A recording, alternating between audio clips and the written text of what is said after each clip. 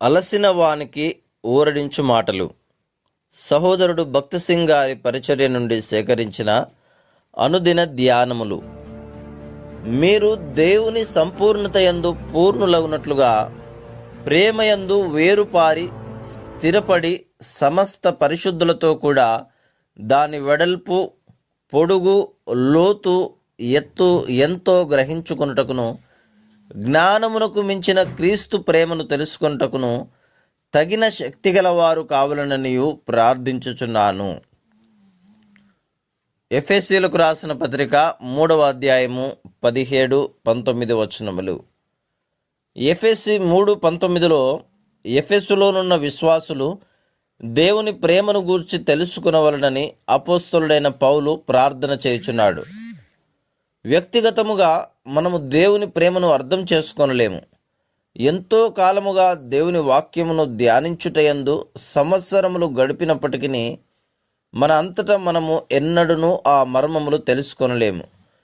ప్రాచీన కాలములో క్యాథలిక్ సన్యాసులు ఒంటరి జీవితము జీవించుట ద్వారా పరిశుద్ధులముగా ఉందుమని తలంచిరి.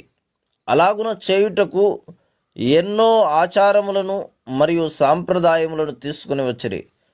కానీ అవి వారిని మేలైన మార్గమునకు బదులుగా మరింత కీడులోనికి నడిపించినవి. ఇక్కడ మర్మము ఏదనగా ఎఫెసీ 3:17-19లో చెప్పబడిన రీతిగా పరిశుద్ధుల సహాయము ద్వారా మాత్రమే దేవుని ప్రేమను మనం తెలుసుకొనగలము. ఆయన ప్రేమ మానవ జ్ఞానమునకు మించినది. మనమందరము తిరిగి తిరిగి సమకూడి రావలసి ఉన్నది. ఈ విధముగా విశ్వాసులముగా సహవాసముగా కూడి వచ్చుట ఎంతో ప్రోత్సాహకరముగాను సహాయకరముగాను ఉండుట నీవు కనుగొందువు. నిత్య జీవమును గూర్చిన అనుభవము గల వారి మధ్యలో ఇటువంటి సహవాసము ఉండును. 1 యోహాను 1వ అధ్యాయము 3వ వచనము.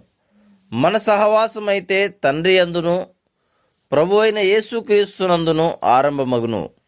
మనము దేవుని వాక్యమును ధ్యానించుట ద్వారాను ప్రభువు కొరకు వేచి ఉండుట ద్వారాను మనము ఏమి పొందయున్నామో దానిని ఇతరులతో పంచుకొనవలెను.